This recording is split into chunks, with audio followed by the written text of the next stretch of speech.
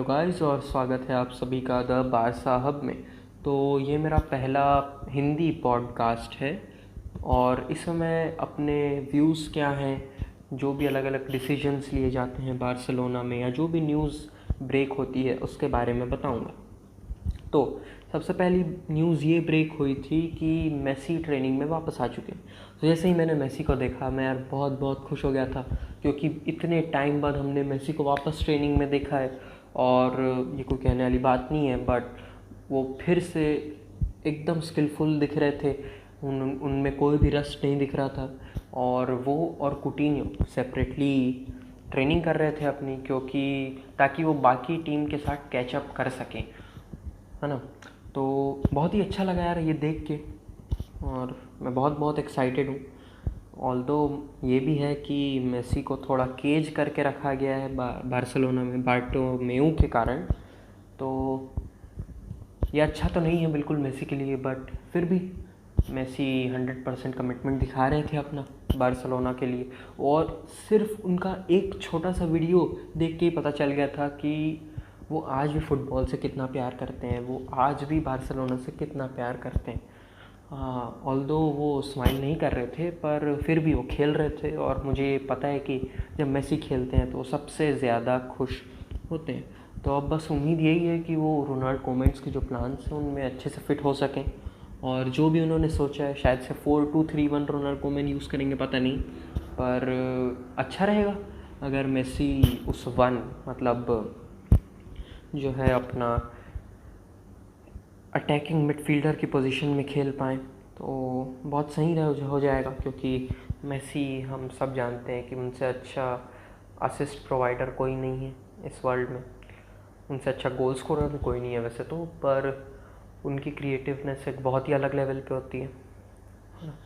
तो देखते हैं अब आगे कैसा कैसा होता है, क्या होता है, क्योंकि हो सकता है कि ये मेसी का लास्ट सीज़न हो बार्सिलोना में। हाँ, सुनने में थोड़ा ही नहीं, बहुत ज़्यादा ऑड लगेगा अपने को, बट क्या कर सकते हैं हम।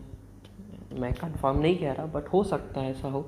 तो इसलिए हमें फुल ट्राई करना चाहिए कि हम मेसी को जितना इन्जॉय कर सकें वो हम यहाँ पे कर पाएँ। तो अब अगली न्यूज़ ये आई थी कि लाउटारो मार्टिनेज और मेम्फिस डिपाय दोनों लिंक्ड है बार्सिलोना से। तो अब यहाँ पे प्रॉब्लम ये है कि लाउटारो मार्टिनेज का प्राइस बहुत बहुत ज़्यादा है। मतलब वो लोग शायद 100 मिलियन प्लस से कुछ तो भी मांग रहे हैं इंटर वाले लाउटारो के लिए। और मैं नहीं समझता कि लाउटारो अभी उस कैलिबर के प्लेयर हैं जिन्हें इतनी ज़्यादा हाई अमाउंट दी जाए। और ख़ास करके हिस्ट्री देख के बार्सिलोना बोर्ड की, कि उन्होंने अब आज तक जितनी भी हाई साइनिंग्स की है वो सब की सब एकदम वेस्ट गई है। चाहे आप कुटिन्यो को ले लीजिए, चाहे ग्रीजमैन को ले लीजिए, वो दोनों बहुत अच्छे प्लेयर हैं, उसमें कोई डाउट नहीं है। लेकिन वो बार्सिलोना के सिस्टम में फ़िट नहीं हो पा रहे हैं, क्योंकि वो उसी जगह को ऑक्यूपाई कर लेते हैं जो जिसमें मेसी पहले से खेल रहे हैं। वो दोनों थोड़ा बॉक्स के पहले खेलना पसंद करते हैं, थोड़ा अंदर आना पसंद करते हैं ग्रीजमैन। और कुटिन्यो भी राइट हैंड साइड से थोड़ा सा सेंटर की तरफ आना पसंद करते हैं। पर उस पोजीशन में हमारे पास ऑलरेडी वर्ल्ड का, या तो मैं कहता हूँ हिस्ट्री का बेस्ट प्लेयर बैठा हुआ है। तो हमें वापस उन्हीं दो प्लेयर्स को साइन करने की कोई ज़रूरत थी ही नहीं। और मुझे लगता है सेम चीज़ लाउटारो के साथ भी हो सकती है। ऑल्दो ये एक आउट एंड आउट नंबर 9 है, ये एक प्योर स्ट्राइकर है, बट ये इस सीज़न में अपना उतना कुछ कमाल दिखा नहीं पाए हैं। पिछले सीज़न में काफ़ी फॉर्म में थे और उनका रेट भी कम था, तो पिछले सीज़न के लिए ठीक थे, पर इस सीज़न के लिए तो नहीं। और वहीं रही बात मेम्फिस डिपाय की, तो मेम्फिस डिपाय करीब करीब बार्सिलोना ज्वाइन करने ही वाले हैं, ये तो न्यूज़ मैंने आपको पहले ही बता दिया। तो मेम्फिस डिपाय बहुत अच्छे प्लेयर हैं, उसमें तो कोई शक है ही नहीं। उनके पास एक्सपीरियंस भी ज़्यादा है। अभी रिसेंटली उन्होंने एक इंजरी सफ़र की थी, जिसके कारण वो करीब 5 से 6 मंथ्स बाहर बैठे हुए थे, बट अभी वो वापस आ चुके हैं। और चैम्पियंस लीग में भाई उन्होंने ही पेनल्टी में गोल मारा था, जिसके कारण लियोन सेमीफाइनल तक पहुंच पाई थी। तो ये बहुत बड़ी बात है और ये बहुत ही अच्छे प्लेयर है। और इससे भी बड़ी बात यह है कि मेम्फिस डिपाय पहले ही खेल चुके हैं रोनाल्ड कोमैन के साथ, तो रोनाल्ड कोमैन अच्छे से जानते हैं कि मेम्फिस डिपाई को कौन सी पोजीशन में खिलाना चाहिए। ऑल्दो वो तो एज एक स्ट्राइकर ही खेलेंगे, बट फिर भी रोनाल्ड कोमैन जानते हैं कि उनका कॉम्बिनेशन कैसे बनाएंगे, उनको किस टाइप्स की बॉल देनी पड़ेगी प्लेयर्स को, और ये सब चीज़ें। और मैं समझता हूँ कि काफ़ी इजी हो जाएगा मेम्फिस डिपाई का ट्रांसफ़र बार्सिलोना में, क्योंकि वहाँ के कोच और प्रेसिडेंट भी यही चाहते हैं कि उनको थोड़ी कमाई हो जाए, और उनके पास पहले से प्लेयर्स हैं, डेम्बेले हो गया, ऐसे टाइप के प्लेयर्स हैं उनके पास जो सेम थोड़ी प्रोफाइल के हैं। और डेम्बेले भी पहले लिंक थे बार्सिलोना से, लियोन वाले, बट अब मेम्फिस तो मेरे को लगता है आने ही वाले हैं, और ये काफ़ी अच्छा होगा अगर हमारे पास एक आउट एंड आउट स्ट्राइकर हो जाएगा तो ये काफ़ी अच्छा होगा। बट फिर मुझे एक चीज़ समझ नहीं आ रही है कि ग्रीजमैन कहाँ खेलेगा।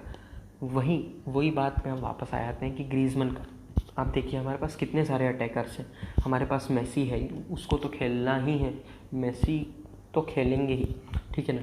हमारे पास एंजू फाटी है, हमारे पास डेम्बेले हैं, दोनों फास्ट विंगर्स हैं, उनके लिए भी खेलना बहुत ज़रूरी है। अभी अभी साइन किया है अटैकिंग मिडफील्डर पेड्री को। पेड्री शायद नहीं खेलेंगे उनको, बट थोड़े मिनट्स तो मिलने चाहिए, क्योंकि वो बहुत टैलेंटेड है और लोग उनको नेक्स्ट इनिएस्टा बोलते हैं, तो उनका भी खेलना तो बनता है भाई, कभी तो खेलना बनता है। और साथ ही साथ नई साइनिंग में ट्रिनकाओ भी है हमारे पास, तो ट्रिनकाओ तो बहुत ही प्यारे प्लेयर है, और वो जो मेसी की तरह थोड़ा सा अंदर कट बैक करते हैं सेंटर की तरफ, और अपने लेफ़्ट फुट से ज़ोरदार दनाका मारते हैं अंदर गोल में। और वही चीज़ है कि हमारे पास फिर ग्रीजमैन भी है, और फिर उसी के साथ साथ कुटिन्यो भी है, और फिर उसी के साथ साथ हमारे पास अभी तक सुआरेज़ भी है। हालांकि सुआरेज़ का जाना करीब कंफर्म हो चुका है, बट फिर भी है तो वो अभी तक, जब तक कुछ हो नहीं जाता हम कुछ विश्वास नहीं कर सकते। तो हम उनकी बात करें तो करीब देखिए हमारे पास 7 प्लेयर ऑलरेडी है, मैक्सिमम 4 पोजीशंस के लिए अटैकिंग में। तो मैं नहीं जानता कि कोमैन इसको कैसे ठीक करेंगे, बट हो सकता है उनके पास कोई प्लान हो, देखते हैं आगे क्या होता है। और अब अटैकर्स की बात कर रहे हैं तो चलते हैं सुआरेज़ पे। अगली एक न्यूज़ आई थी कि सुआरेज़ यूवेंटस जाने वाले हैं, और ये भी न्यूज़ आई थी कि एथलेटिको मैड्रिड भी उनसे लिंक्ड है। एथलेटिको मैड्रिड वाली न्यूज़ तो मैं एकदम बकवास घटिया मानता हूँ, पर यूवेंटस वाली न्यूज़ में बहुत पोटेंशियल है। मुझे लग रहा है कि सुआरेज़ का जाना करीब कंफर्म हो चुका है, और मान लीजिए सुआरेज़ नहीं भी जाते हैं तो उनका फर्स्ट टीम में जो टाइम है एज अ स्टार्टर वो बहुत कम हो जाएगा। अगर वो आएंगे तो एज अ पावर सब आएंगे। पावर सब का मतलब क्या होता है कि जैसे जब गेम का 70-80 मिनट्स जा चुके होते हैं तब सारे प्लेयर्स थक जाते हैं, तब एक ऐसे प्लेयर को बुलाएं जो फुल्ली एनर्जेटिक है और जो उतना ही केपेबल है गोल स्कोरिंग कैपेबिलिटीज़ का। तो अगर सुआरेज़ नहीं जाते हैं तो वो एज अ पावर सब खेलेंगे मेरे हिसाब से, ठीक है। तो वैसे तो उनका जाना करीब कंफर्म हो चुका है, क्योंकि वो एग्ज़ाम भी देने वाले हैं शायद अगले वीक यूवेंटस के कल्चर की, मतलब इटली के कल्चर की, और वहाँ कैसा सब रहता है इस सब की एग्ज़ाम देंगे ताकि उनको पासपोर्ट मिल सके। और बहुत सी न्यूज़ आ रही थी, एल्फ्रेडो मार्टिनेज जो हैं उन्होंने एक न्यूज़ डाली थी कि सुआरेज़ का करीब कंफर्म हो गया है यूवेंटस जाना। तो अब अगली न्यूज़ की ओर पढ़ते हैं। अगली न्यूज़ ये आई थी कि बार्सिलोना वाइनल्डम और थियागो के बीच थोड़ी कंफ्यूज्ड है, बट मैं ये नहीं मानता। मेरे हिसाब से थियागो का आना करीब इम्पॉसिबल हो चुका है, जैसे कि मैंने आपको पहले न्यूज़ वीडियो में बता दिया था। और वाइनल्डम का आना करीब तो नहीं कहूँगा, बट बहुत ज़्यादा प्रोबेबिलिटी है कि वाइनल्डम आ जाए, क्योंकि कोमैन बहुत ज़्यादा इंटरेस्टेड है नीदरलैंड्स के नेशनल टीम के प्लेयर्स को लाने के लिए, क्योंकि वो पहले उनके साथ खेल चुके हैं, पहले ही वो इतना अच्छा प्रदर्शन कर चुके हैं उन सेम प्लेयर्स के साथ। तो वाइनल्डम एक बॉक्स टू बॉक्स मिडफील्डर है। मैं नहीं चाहता कि वाइनल्डम आए, मैं थियागो को ज़्यादा प्रेफर करता हूँ, क्योंकि थियागो का जो माइंड है वो बहुत शार्प है। वो देख लेते हैं कि कहाँ पे गैप्स बन रहा है दूसरे के फॉर्मेशन में, किस टाइप के लॉन्ग पासेस, शॉर्ट पासेस किस टाइप के देने, बॉल को रिकवर कैसे करना है, ये सब बातें थियागो बहुत अच्छे से जानते हैं। इसलिए मैं तो चाहता हूँ कि थियागो आए, पर वो हो नहीं पाएगा। और वाइनल्डम आएंगे शायद, बट मैं ये भी नहीं चाहता कि वाइनल्डम आए। और यार मैं तो ये भी नहीं समझ पा रहा हूँ कि आपको किसी को साइन करने की ज़रूरत क्या है। बार्सिलोना का बोर्ड एक बार वापस दिखाने पे तुल गया है कि वो कितना घटिया है। उसको साइनिंग्स के बारे में कोई आइडिया है ही नहीं। जब आपके पास मोंचू बार्सिलोना बी के प्लेयर है और बहुत ही टैलेंटेड प्लेयर है, इतने एग्रेसिव प्लेयर है, वो बॉक्स टू बॉक्स मिडफील्डर भी नहीं है, वो लॉन्ग पासेस भी अच्छे से देते हैं, वो एक स्ट्रॉन्ग प्लेयर है। और जैसा कि अपने को मिडफील्ड में अभी चाहिए, एक स्ट्रॉन्ग प्लेयर मिल जाएगा जो कि क्रिएटिव भी रहेगा, तो मोंचू तो मेरे हिसाब से फर्स्ट टीम में आना ही चाहिए। बट अभी रिपोर्ट्स आई थी कि मोंचू जो है उनको शायद वापस से बार्सिलोना बी टीम में भेज दिया गया है, और उनके साथ ही साथ ओरियल बुस्केट्स को भी वापस बी टीम में भेज दिया। अब मैं नहीं जानता ये क्यों हो रहा है, चलिए ओरियल बुस्केट्स का तो समझ में आता है, पर मोंचू तो यार बहुत ज़्यादा मेन प्लेयर है, उनको ऐसे वापस नहीं भेजना चाहिए। और मैं ये समझता हूँ कि अगर आपको उनको स्टार्ट तो खैर नहीं करेंगे वो, पर एटलीस्ट एज अ सब्सटीट्यूट तो आपको मोंचू को रखना चाहिए, क्योंकि वो एनर्जी ले आते हैं। और लास्ट गेम में हमने, मतलब लास्ट टाइम हमने देखा था जो नेपोली के अगेंस्ट गेम था मेरे ख्याल से चैम्पियंस लीग में, उसमें मोंचू आए थे और ठीक ठाक डिसेंट परफॉर्मेंस दी थी उन्होंने, और जैसे जैसे टाइम मिलेगा वो और भी अच्छा परफॉर्मेंस करते जाएंगे, इसकी मुझे पूरी तरह से उम्मीद है। बट अब देखिए क्या होता है। मैं नहीं समझता कि बार्सिलोना का बोर्ड इतना समझदार है कि ये करे, पर मैं कोमन की भी ये बात नहीं समझ पा रहा हूँ भाई, कि जब आप कहते हैं कि आप यंग प्लेयर्स में विश्वास रखेंगे, तो आप एक 30 साल के वाइनएल्डम, जिसकी प्रोफाइल मोंचू से मेरे हिसाब से बहुत बहुत कम है, क्योंकि वाइनएल्डम जो है बहुत अच्छे क्रॉसेस नहीं दे पाते, लॉन्ग पासेस नहीं दे पाते, और हालांकि वो बहुत स्ट्रॉन्ग है, वो बॉक्स टू बॉक्स मिडफील्डर है, इधर से उधर दौड़ते रहेंगे वो इंजन की तरह। पर मोंचू जो है वो काफ़ी अच्छी प्रोफाइल के हैं, उन्होंने उनमें एनर्जी भी है, और वो बॉक्स टू बॉक्स मिडफील्डर का भी काम कर लेंगे, और वो कुछ भी कर लेंगे। तो मैं तो समझता हूँ कि भाई मोंचू का आना बार्सिलोना में ज़्यादा सही रहेगा वाइनएल्डम के आने से। तो चलिए, अब नई न्यूज़ ये आई थी कि टोडीबो को सेल पे भेज दिया गया है। तो जहाँ तक इसकी बात है, तो टोडीबो जो है उनका जाना तो मेरे ख्याल से करीब करीब दिसंबर से कंफर्म ही हो गया है। बहुत सारी न्यूज़ आई थी कि टोडीबो यहाँ जा रहे हैं, टोडीबो वहाँ जा रहे हैं, पर कोई उनको ले नहीं पाया क्योंकि इकोनॉमिक क्राइसिस आ गया था। पर अब मैं समझता हूँ कि उनका जाना करीब करीब कंफर्म है, क्योंकि एक बहुत ही रिलायबल सोर्स से न्यूज़ आई थी, कैट मीडिया था, और उन्होंने कहा था कि भाई चाहे कितना भी अच्छा खेल ले टोडीबो, पर वो टीम में नहीं रहेगा, चाहे कितना भी इम्प्रेस कर ले रोनाल्ड कोमन को, पर वो टीम में नहीं रहेगा। अब इसका कारण मैं समझ सकता हूँ क्या है। नंबर 1 कारण है कि बार्सिलोना को एरिक गार्सिया को साइन करना है। अब एरिक गार्सिया बहुत ही वंडरफुल प्लेयर है यार, बहुत ही सही प्लेयर है एरिक गार्सिया, कोई दिक्कत नहीं है उसमें। और एरिक गार्सिया के साथ ही साथ हमारे पास अराउहो, रोनाल्ड अराउहो तो है ही, वो भी काफ़ी अच्छे प्लेयर है। उन्होंने बहुत अच्छी परफॉर्मेंस शो की थी बार्सिलोना के मैचेस में। लास्ट मैच था मेरे हिसाब से ला लीगा का, उसमें उन्होंने बहुत अच्छी परफॉर्मेंस शो की थी, और बहुत फास्ट थे, और वो अच्छे प्लेयर हैं। और जैसा कि न्यूज़ आई थी कि रोनाल्ड कोमन अभी भी पीके में विश्वास करते हैं, और पीके मेरे हिसाब से स्टार्ट करने वाले हैं गेम को, तो पीके और लॉन्गले तो हमारे पास पहले से रहने वाले हैं। और इसके बाद अगर हम टोडीबो को रख भी लें तो हमारे पास जगह ही नहीं रहेगी उनको खिलाने की। हमारे पास 2 बेंच में बैठे हुए अच्छे सीबीज़ रहेंगे अगर एरिक गार्सिया आते हैं तो। इसलिए मैं समझता हूँ कि अगर हमें टोडीबो के लिए 25 से 30 लाख मिल जाते हैं, सॉरी 25 से 30 मिलियन मिल जाते हैं, तो भाई वो काफ़ी सही हो जाएगा बार्सिलोना के लिए। क्योंकि भाई आप देख लीजिए, इवान रकिटिच 1.5 मिलियन यूरोज़ में सेविया ने उनको लिया है, और सुआरेस के साथ भी करीब करीब यही हाल होने वाला है। वेरिएबल्स हैं, और वो ऐसे वेरिएबल्स हैं जो कि कभी पॉसिबल हो ही नहीं पाएंगे। तो वही बात है कि अगर हम टोडीबो को बेच सकें इतनी हाई वैल्यू में, काफ़ी सही हो जाएगा। और एक और न्यूज़ आई थी बार्सिलोना बी के प्लेयर्स की कि मूसा वागे और जोन मिरांडा, ये दोनों जो लोग हैं ये शायद वापस लोन पे जा सकते हैं।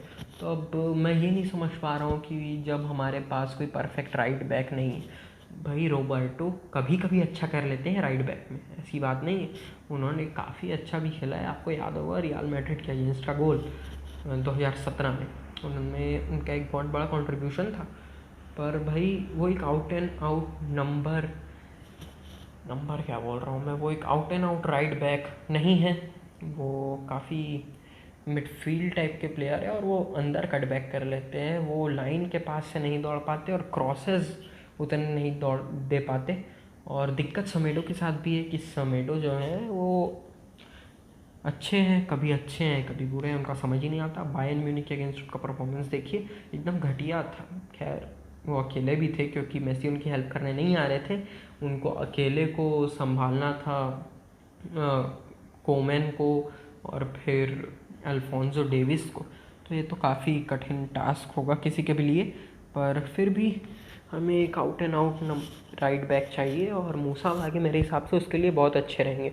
अब जॉन मिरांडा जो है उनका खेल मैंने कभी देखा नहीं और उनका कॉन्फिडेंस भी अभी बहुत लो है क्योंकि वो शाल्का गए थे लोन में, पर शाल्का जर्मनी उन्होंने इनको खिलाया ही नहीं, पूरे टाइम इनको बेंच पे बिठा के रखा। तो ऑब्वियसली किसी भी प्लेयर का कॉन्फिडेंस तो थोड़ा डाउन हो ही जाएगा और इसलिए मैं समझता हूँ कि ठीक है, वापस उनको एक ऐसी टीम में भेजना जहाँ उनकी एक्चुअल में वैल्यू हो, हाँ भेजना उनके लिए अच्छा रहेगा और हो सकता है वो बार्सिलोना के लिए एक एसेट बन जाए फ्यूचर में, कुछ अपन कह नहीं सकते। तो एक और बहुत बहुत बहुत बड़ी न्यूज़ ये आई थी कि वोट ऑफ नो कॉन्फिडेंस के लिए 7,500 वोट ऑलरेडी मिल चुके हैं और सिर्फ 9,000 वोट्स और चाहिए। तो भाई ये तो सिर्फ फर्स्ट फेज़ रहेगा, आप ज़्यादा खुश मत हो जाइए कि 16,000 वोट मिलते ही बार्टोमेउ चला जाएगा, ऐसा कुछ नहीं होने वाला है। ये फर्स्ट फेज़ रहेगा।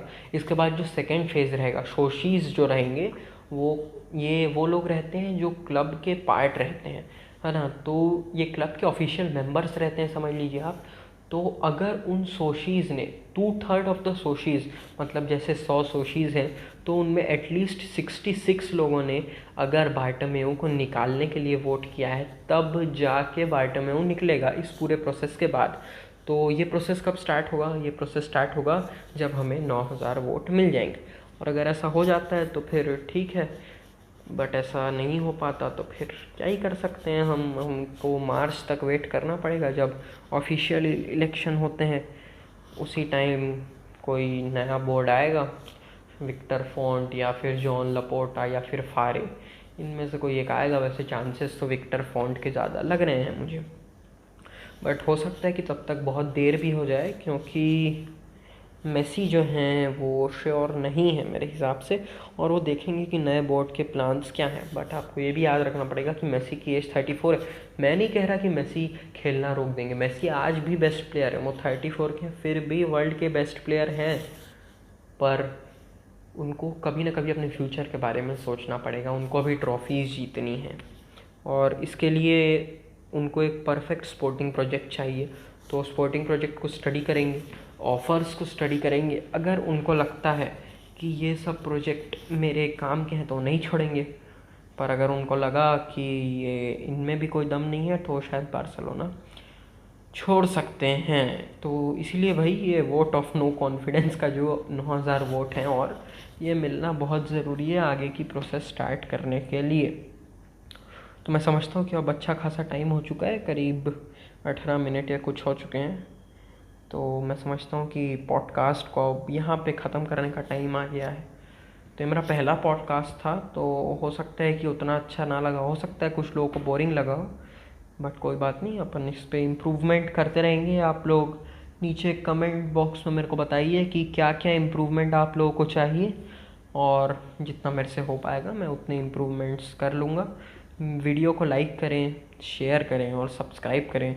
और अगर आपको बार्सिलोना की लेटेस्ट फास्टेस्ट न्यूज़ चाहिए तो मेरे इंस्टाग्राम के पेज को फॉलो करें, जो कि मैंने नीचे दे दिया है डिस्क्रिप्शन बॉक्स में, और आप उसको फॉलो करें और साथ ही साथ इस वाले चैनल को सब्सक्राइब करें ताकि जो कल आने वाला है आपको बार्सिलोना के, देखिए मैं कैसा करने वाला हूँ, एक दिन आपको बार्सिलोना की न्यूज़ मिलेगी और दूसरे दिन आपको बार्सिलोना के पॉडकास्ट मिलेंगे। तो आज जैसे पॉडकास्ट आए तो कल आपको बार्सिलोना की न्यूज़ मिल जाएगी, इंग्लिश में अलग मिलेगी, हिंदी में अलग मिलेगी, तो उनको भी देखना ना भूलिए। चलिए, good bye, Biska L Barça.